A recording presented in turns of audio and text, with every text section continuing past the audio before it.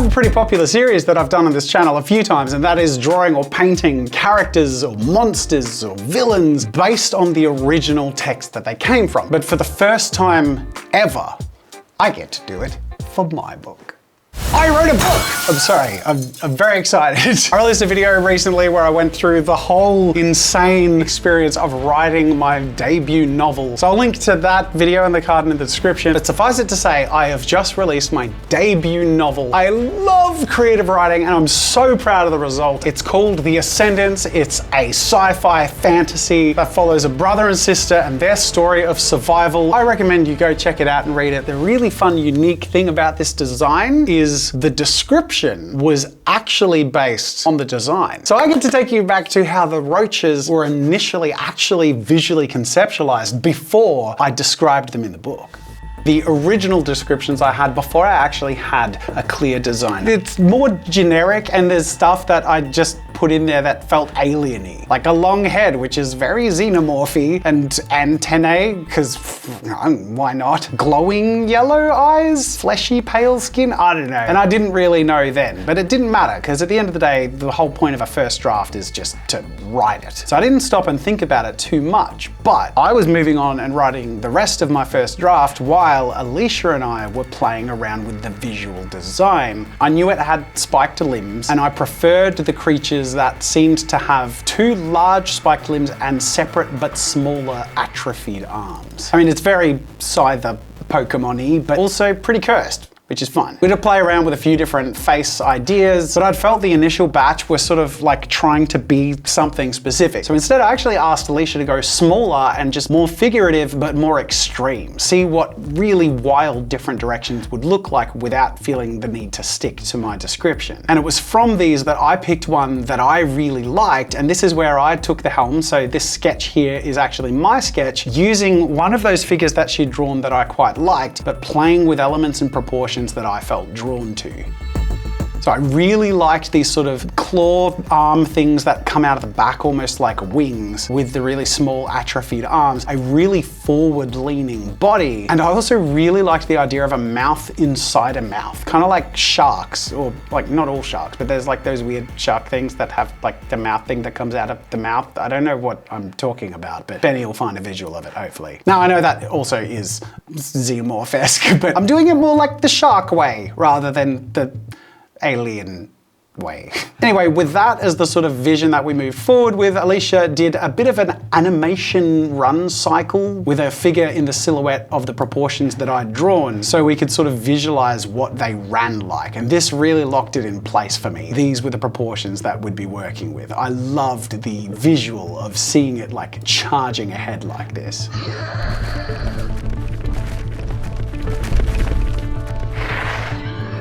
So with the body proportions loosely figured out, it was time to muck around with the face. I definitely liked the idea of a sort of split jaw so it can fit more in its mouth. These things are all about eating at the end of the day. And then we took our body and replicated it as different thumbnails and basically detailed them out in different ways just to sort of see what directions that we might go in.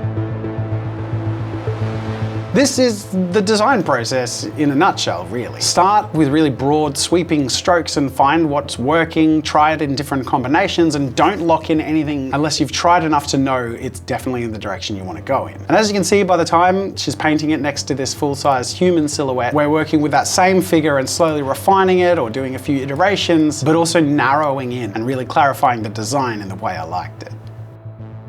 In the end, the design that really started to feel like it was being locked in felt both bulky in its shoulders and legs, enough to feel like a threat, but also skinny and atrophied enough to look hungry. I also love this sort of three-tiered cascade of limbs, in that we have the biggest spikes which do the attacking and the running, and then we have these small atrophied arms which do the feeding, and then we have these even smaller finger-like mandibles which sort of beckon its meals into its mouth, so that its entire build is about launching into and feasting on its prey.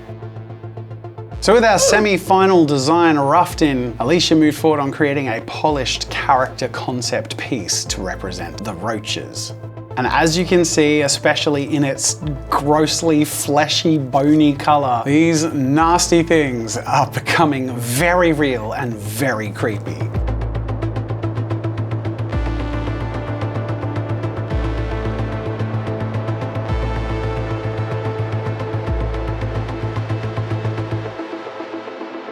this final concept piece was just hitting the nail on the head for me, to the point where I could go back in my second and third draft and refine how these aliens are described in a way that just really felt real. I'm obviously primarily a visual artist. Writing is a very new thing to me, so it is in my instincts to create the visual stuff, which is why Alicia and I have been working on art assets for a potential art hardcover special edition version of The Ascendants, which I would like to do one day, but actually really depends on how the book does, which is where this comes in as a plug for the book. Because if you're liking this so far, you're going to love my book, The Ascendants. It really is the beginning of a big path for me. I'm loving creative writing. I'm already working on the next 3 books in the series. It's crazy that it's become this big to me now. But also I want to do so much with it visually because I love art. Please go get The Ascendants. It would be a huge support to this writing endeavor, and I really believe you're gonna love it. Content warning, there is plenty of graphic violence and some explicit language and adult themes. So I actually have been getting Alicia to work on some more artworks with the roaches, but I'm going to share one with you here, which is actually the first story scene image that Alicia's worked on for this potential project. And it's also exactly where they're first described, which is also a piece of art that we've included in the paperback and Kindle version of the book. Now, as of recording this video, the audiobook is in full swing and will hopefully be finished within a couple of weeks. Let me share with you the introduction of the roaches through the voice of a professional audiobook reader and the voice of Sam officially in the upcoming audiobook. And there it was again, the smile. It took pleasure in reorienting its attention on them, chittering eagerly, almost sultry in its perverse desire. The monster was savoring more than just its meal. It was hungry for their terror. It wanted to make them squirm before it feasted. Sam's fear rose like it was being pulled out of her, swelling and expanding with her hastening breath. The white, beady eyes on the sides of its face locked on the group, glistening like pearls. The mottled beige carapace covering the top of its body was layered like glistening plates of pale, shelled armor, which spread across its broad shoulders and down to its short tail. Its underside rippled with chitin and sinew, like muscles. Thick legs jutted out, angled forwards to hold up its top-heavy weight, which threatened to tip forwards.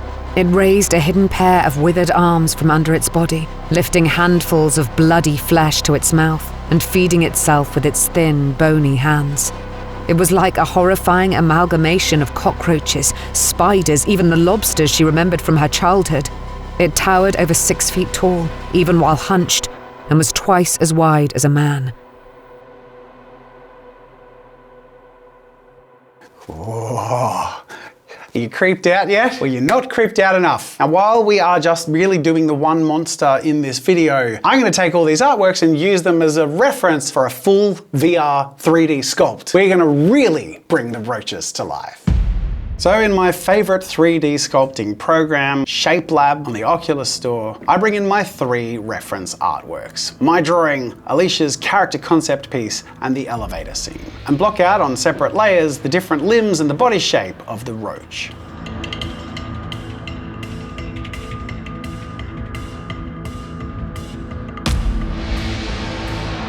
With all of those rough shapes in place, it's time to start playing around with the clay, and this is where it feels really organic and really fun. Using the clay tool to push back and carve into and pile on, I slowly map out the proportions and move on to all of the different body parts one by one, taking them to about 60%. Not going crazy with details, but just really getting those core blocked shapes and the rough anatomy in place.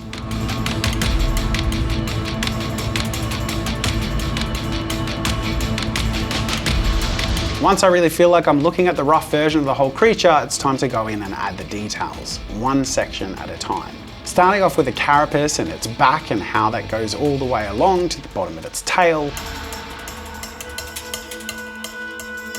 And then when I get into the head, I really linger in there and spend the time I need to take this pretty much to the finish line.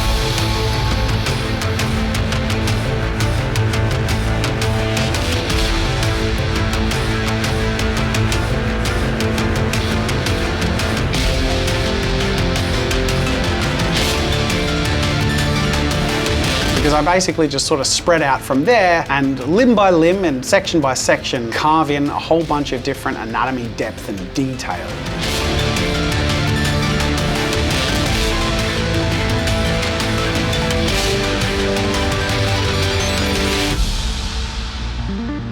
Next, I merge all the geometry, roughly repose, separate the limbs, export it for 3D printing, and then it's a matter of just splitting it up into parts and 3D printing piece by piece and gluing my roach together.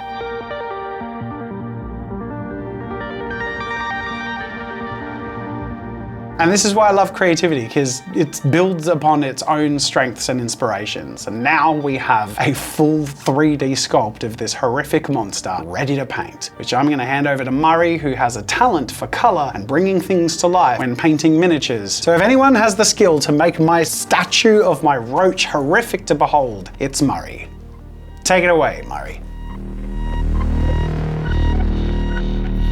Now, I would be getting Murray to do his own little voiceover of these steps, but his voice is gone. Laryngitis, it turns out, likes hopping from person to person. So I'll spare him the throat pain and simply say that the magic he works with the multicolour mottle as a foundation, leaning on greens and sickly colours, then building up with his just unnatural sense of colour theory towards those raw reds and chitinous colours is really giving this a monstrous vibe.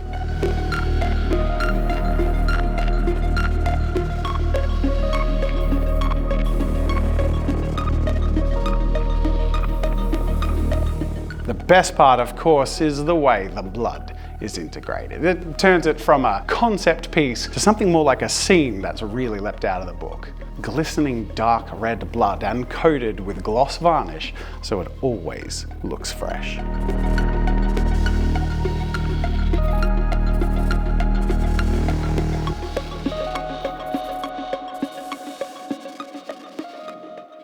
But I have to take it further. I can't let this be just a cool model. I have to bring a scene to life. So with a little bit of help from the laser cutter and some simple taping sheets of MDF together, I made the T intersection of a corridor in the underground mining colony of Strata Multorum Y9.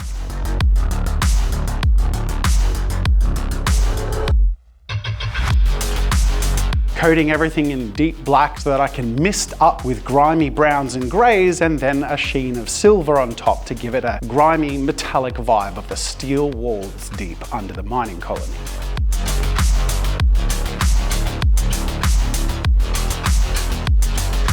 The very last step to bring it all together is a little bit more blood. Or maybe a lot more blood. Because our roach has just finished one meal and is looking for its next.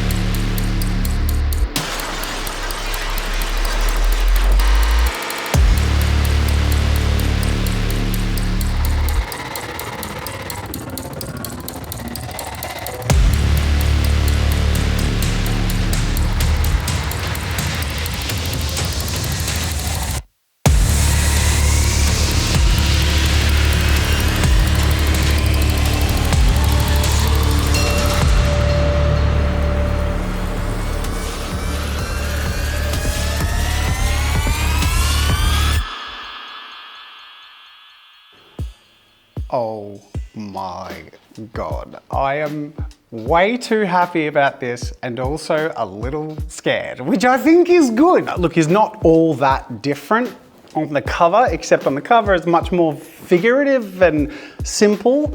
We've just gone in and done all the details, including the wet blood from its recent victims, the pearlescent eyes, and the smile, which is described multiple times in the book. I'm already halfway through plotting the next 3 books in the Threadweaver series. I am going some pretty crazy places that you may not even expect after reading the first book, but I'm also delighted to see people have been really enjoying book 1. Go read the reviews, but more importantly, read the book and leave your reviews. I want to know what you think, because I ain't some fad YouTube author trying to make a quick buck. I have fallen in love with creative writing and I want to bring these visceral worlds and creatures and characters to life.